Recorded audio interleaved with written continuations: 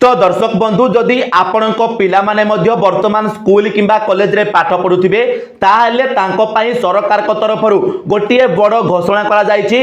तो से घोषणाटी कौन रही एवं से घोषणा अनुसार वर्तमान आपण को सेमानक पई अधिक टंका खर्च करबा को पड़िबो बा सेमानकर पाठ पढ़ा पई आपण को वर्तमान आपण को पॉकेट को खाली करबा को पड़िबो। तो ए नै कि सरकार कौन नुआ नियम करिसंती एवं केमिति आपण को वर्तमान सेमानक पाठ पढ़ा खर्च पाई अधिक टंका खर्च करबा को पड़िबो से नै कि वर्तमान ए वीडियो रे मु आपन को डिटेल्स रे कहिबी।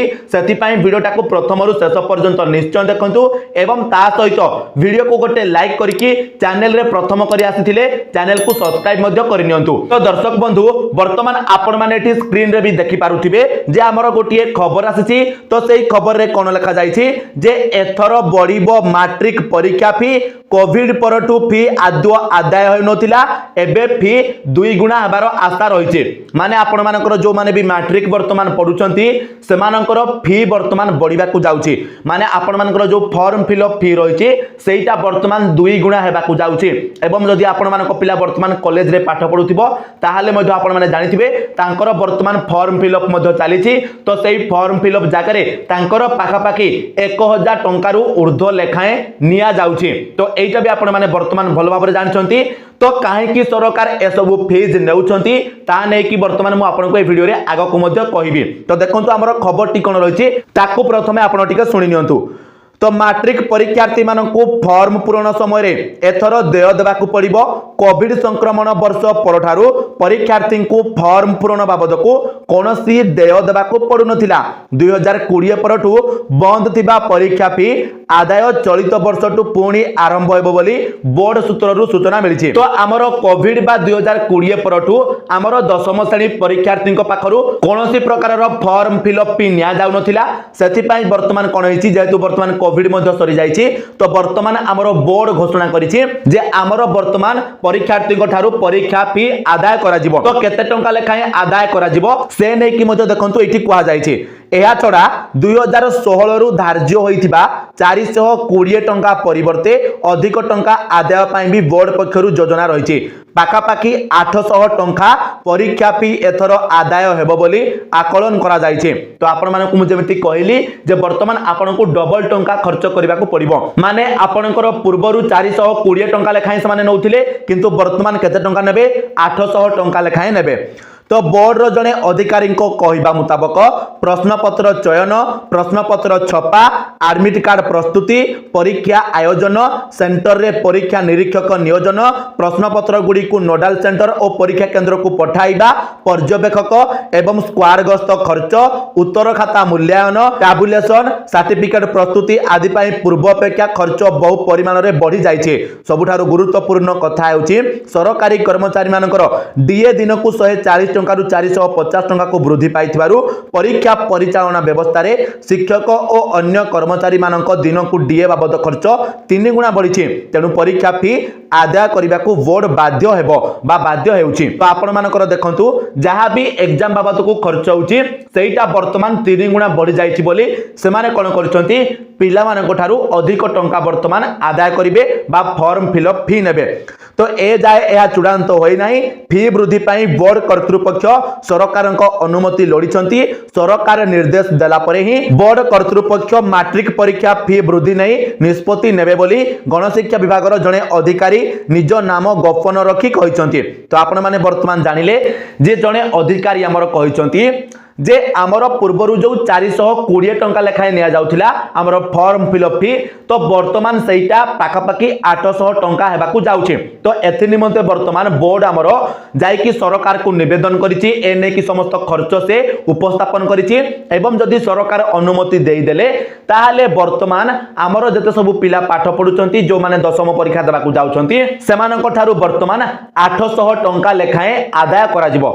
तो ए जगह आमे सरकार को गोटे अनुरोध करिबु जे आपण माने बहुत सारा योजना कार्यकारी करूचंती एवं से सब योजना रे हमर चासी भाई मानन को हो किबा हमर महिला मानन को हो समस्त को आपण टंका मध्य प्रदान करूचंती।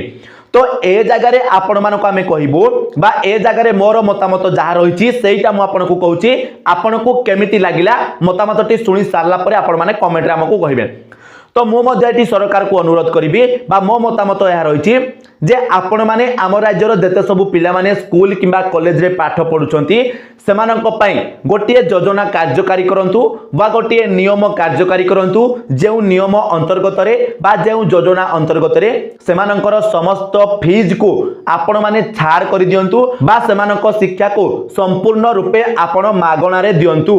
एटा हला मोर मतामत कहीं देखंतु सेमाने हेले आमर भविष्यत माने वर्तमान आमर जो माने पाठ पढ़ुचंती जो छात्र छात्री माने अछंती सेमाने हेउचंती आमर आगामी भविष्यत। तो वर्तमान भी एभली बहुत सारा पिला अछन जो माने गाँ गहली रु पाठ पढ़ुचंती तो सेमाने मध्य एई फीज को देई पारु नाहंती जा द्वारा सेमाने पाठ भी अधारु छाड़ी देउचंती। आपण माने भी निजे आपनको गाँ रे भी देखिथिबे। तो ए जगार सरकार को आमर अनुरोध टी यह रोचे जे दयाकरी आपण आमर जहाँ किसी भी फीज रोचे से आमर एडमिशन फी हो रिएडमिशन फी हो आमर फॉर्म फिलअप फी हो जहाँ किसी भी फीज रोचे ताकू टोटाल नील कर दियंतु बा ताकू टोटाल हटे दियंतु से सब खर्च आपण निजे बहन करंतु।